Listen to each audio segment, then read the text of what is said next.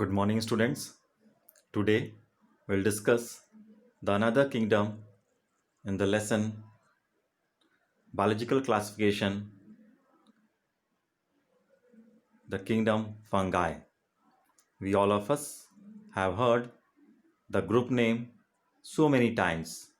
We know that fungi they show the heterotrophic mode of nutrition, means they depend upon certain other life forms for their requirement of nutrition.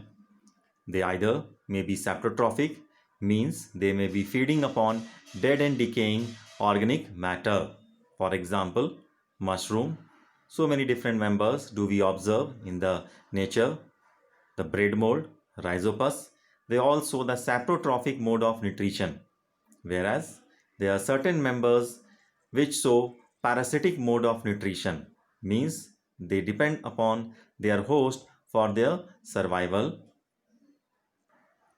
For example, white spots on the mustard leaves is the example of a parasitic fungus, whereas there are certain also relationships which may be showing their mutual relationship. For example, the lichens, in which do we know which is an symbiotic association between an algae and fungi. The algal component within the lichens are known as phycobiont, whereas the fungal component are known as mycobionts. If we go for their relationship, we may observe the algae, it prepares the food for the fungi, and in turn, the fungi, it provides the shelter and the nutrients to the algae for the preparation of food. They show great diversity in morphology and habitat, means in the structural forms they show variations in large numbers, as well as in their habitats they also show a large variation.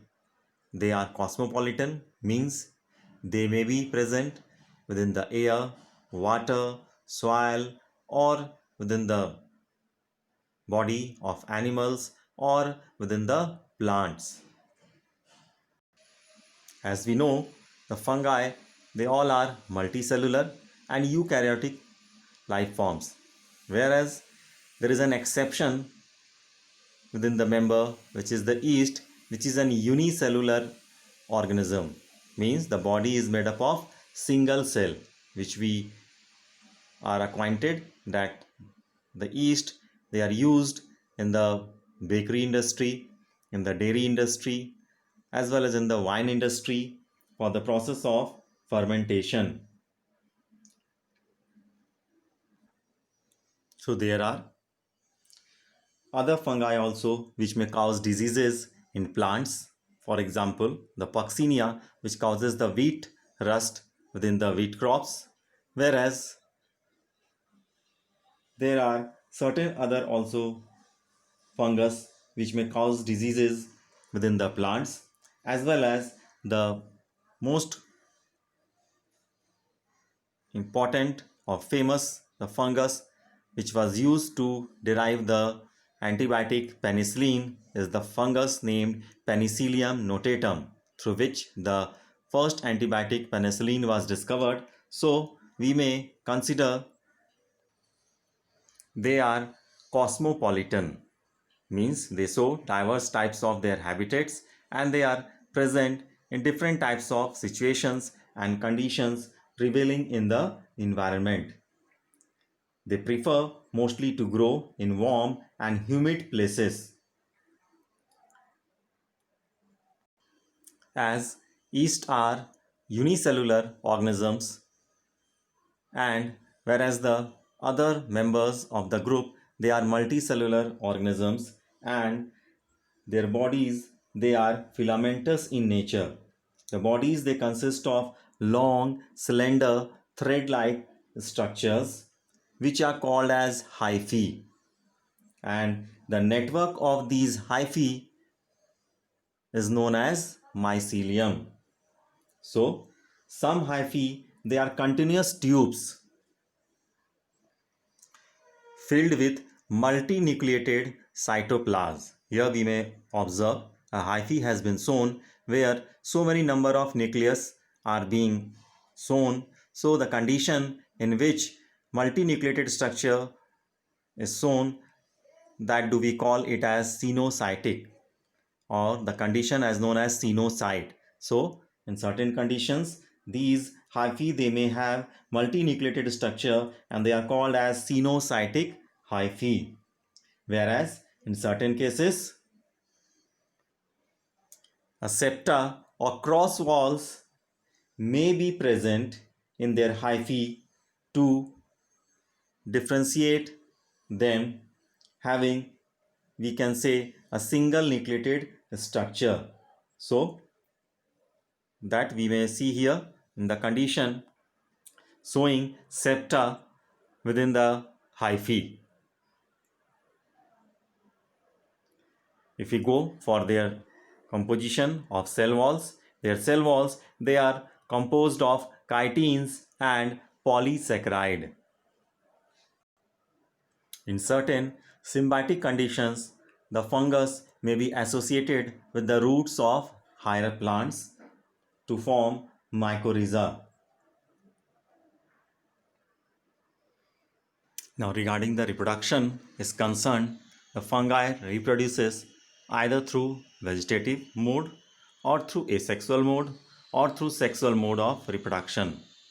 If we go for the vegetative mode of reproduction, they may show either fragmentation, means just the hyphae will break up into number of fragments and each fragment will develop into a new individual hyphae, or it may be through fission, the binary fission, just like an individual cell will divide into two cells, or it may be the budding, just like it may form buds as in the case of yeast.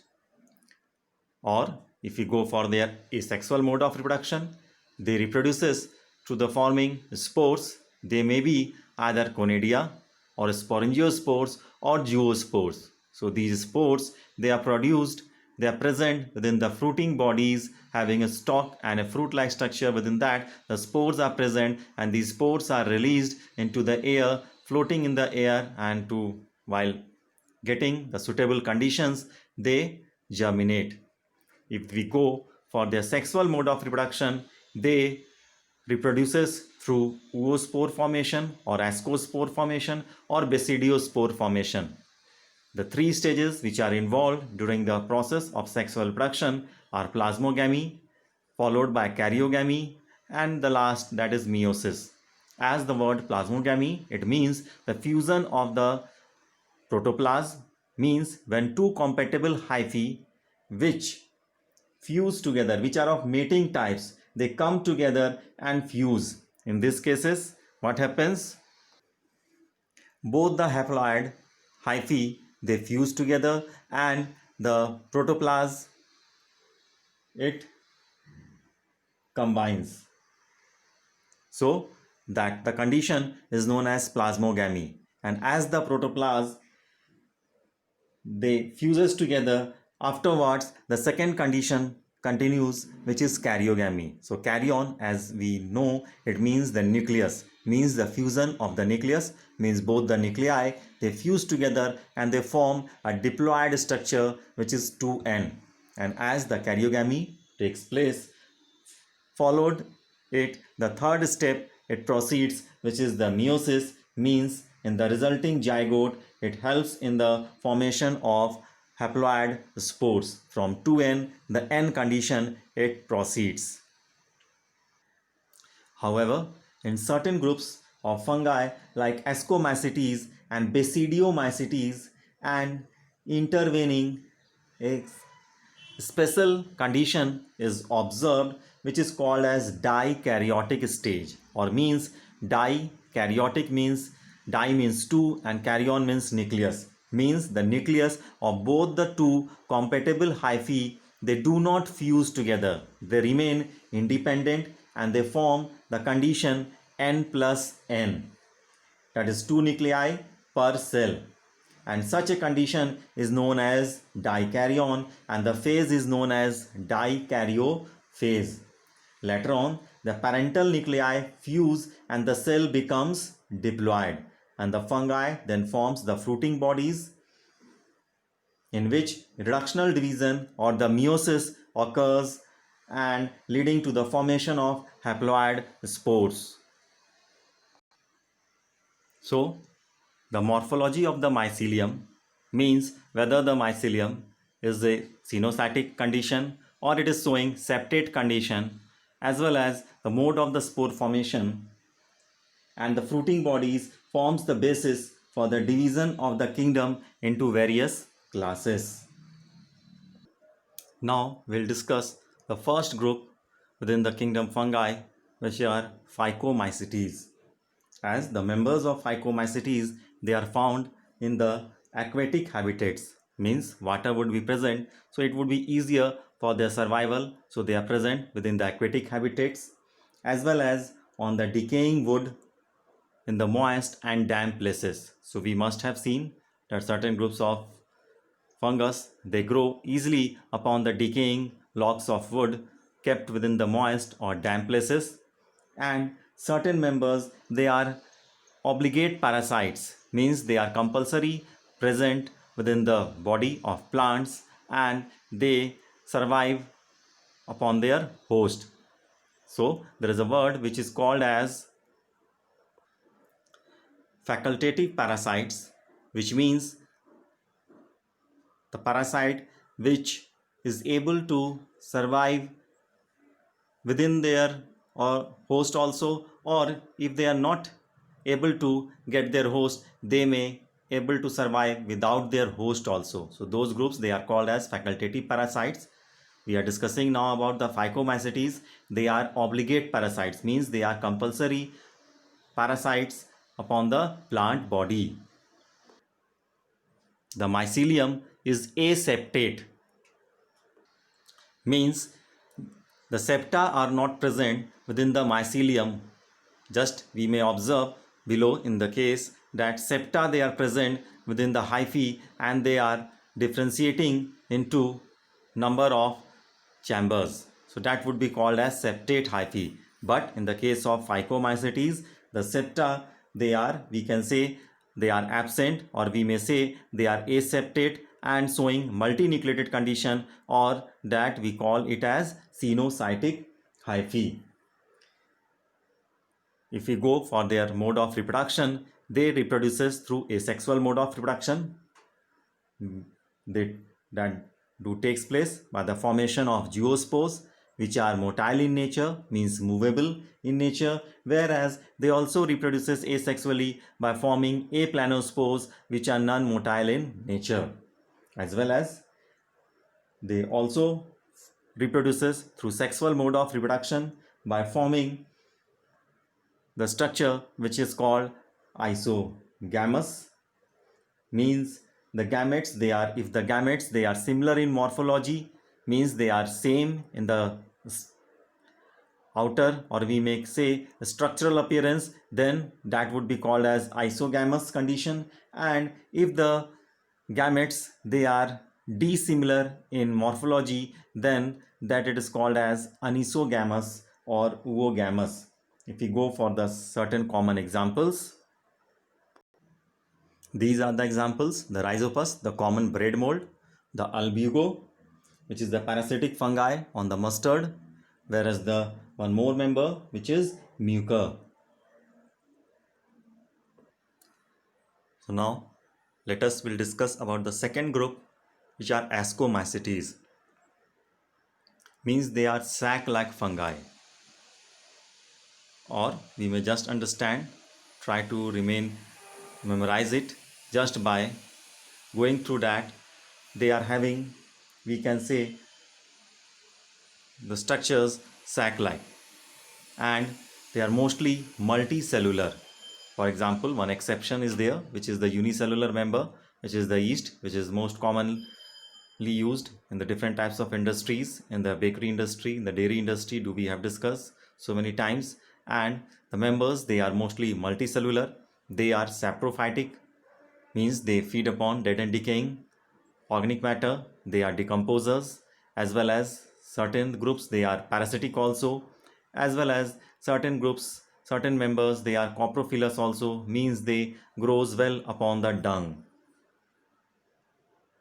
If we go for their mycelium, the mycelium is branched and septate. As do we have discussed just before, in the case of Phycomycetes, there the mycelium was aseptate and showing cenocytic condition. But in the case of Ascomycetes, the mycelium is branched and septate. Ascomycetes, they reproduces through asexual mode of reproduction, also by forming the conidia, which are formed exogenously, means outside their bodies, and these conidia, they upon germination produces the mycelium, whereas they also reproduces through sexual mode of reproduction by forming the ascospores, which are produced endogenously within a sac-like structure called asci or ascus, within a structure or a bag-like structure. Endogenously they are produced, and these, we can say, these asci, they are arranged in different types of fruiting bodies called ascocarps.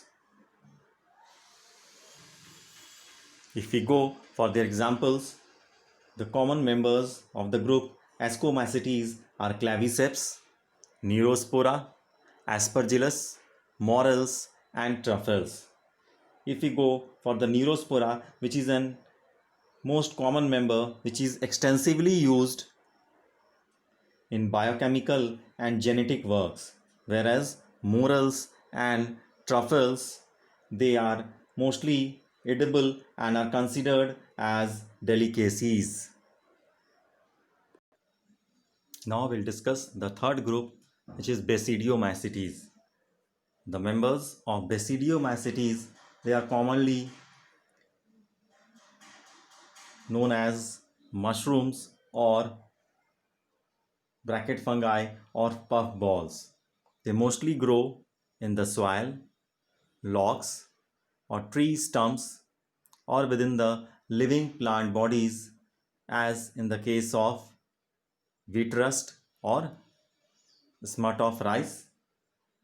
So the mycelium in the case of Basidiomycetes is septate and branched, as do we have discussed just in the before group, that was Ascomycetes.